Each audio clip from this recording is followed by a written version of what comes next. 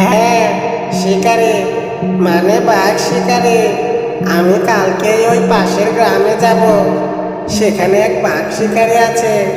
আমি তাকে গিয়ে বলবো তোমাদের ন্যায় বিচার পাইয়ে দিতে। ঠিক আছে শিয়াল মামা, আমরা কিন্তু অপেক্ষায় থাকবো। আচ্ছা আচ্ছা, এখন তোরা বাড়িতে যা।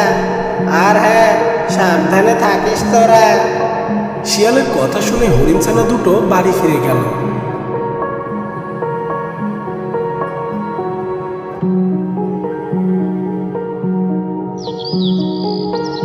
পরদিন সকালে শিয়াল রওনা হয় সেই শিকারীর বাড়িতে যাওয়ার উদ্দেশ্যে। শিকারীর বাড়িতে গিয়ে শিয়াল শিকারীকে ডাকতে থাকে। শিকারে, ও শিকারে, বাড়ি আছো? কে কে ডাকে আমাকে? বাইরে এসে দেখোই না যে কে ডাকে। আরে শিয়াল ভাইয়া যে, চিনতে পেরেছ আমাকে? তোমায় চিনবো না? একবার আমায় এক বিশাল গর্ত থেকে বাঁচিয়ে তুলেছিলে, তোমাকে কি আমি কোনোদিনও ভুলতে পারি?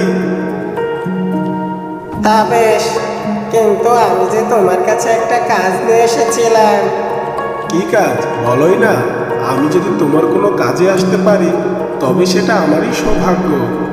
শিয়ালটি শিকারীকে বাঘ আর হরিণছানার সব ঘটনা খুলে বলে।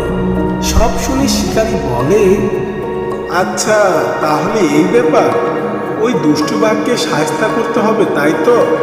তুমি কোনো চিন্তা করো না, আমি আজ বিকেলেই সেই বাঘকে শায়েস্তা করতে যাব। ঠিক আছে, আমি চললাম তাহলে। গিয়ে দেখি ভাগ্নে দুটো কিছু খেয়েছে কিনা। এই বিকেল হতেই শিকারী তীর ধনুক নিয়ে জঙ্গলের উদ্দেশ্যে রওনা হয়ে যায়। জঙ্গলে গিয়ে খুঁজতে খুঁজতে শিকারী দেখে শিকারী দূর থেকে তীর ছোড়ে। একটা তীর গিয়ে সোজা লাগে বাঘটির পায়ে, আর অমনি বাঘটি খুব জোরে চিৎকার করে ওঠে। আর তখনই শিকারী বাঘটার সামনে এসে দাঁড়ায়। বাঘের সামনে আরেকটা তীর ধরে বলে, দুষ্টু বাঘ, এই তীরটা একেবারে তোর বুকে গিয়ে গিতবে, আমার হাতেই আজ তোর মরণ হবে। দোহাই লাগে শিকারি ভাই, আমায় মেরো না, আমার ছোট ছোট চারটা ছানা আছে, আমি মরে গেলে ওদের কি হবে বলো? ওরা যে না খেতে পেয়ে মারা যাবে। ছোট ছোট ছানা, হা হা হা, কদিন আগে যে একটা হরিণকে মেরেছিলি, সেই হরিণটারও তো ছোট ছোট দুটো ছানা ছিল। ওই ছানা দুটো কিভাবে বাঁচবে ভেবেছিস একবার? এবারের জন্য আমায় ক্ষমা করে দাও শিকারি ভাই, তুমি আমায় যা শাস্তি দেবে আমি মেনে নেব, কিন্তু আমার ছানাগুলো এতিম করে দিও না, আমি হাত জোর করে। বেশ, তোকে ছাড়তে পারি, তবে একটা শর্তে। কি শর্তে?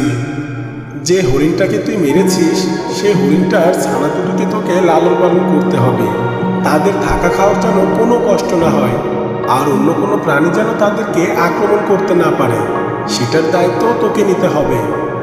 আমি রাজি শিকারি ভাই, আমি ওদের কোনো কষ্ট হতে দেব না। কিন্তু তুই বা তোর ছানারা যে ওদের খেয়ে ফেলবি না, তার নিশ্চয়তা কে দেবে শুনি?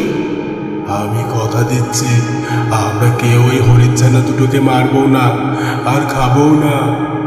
ঠিক আছে, কিন্তু পরে যদি তুই কথা না রাখিস তাহলে আমার এই তীর সোজা তোর বুকে গিয়ে গিতবে।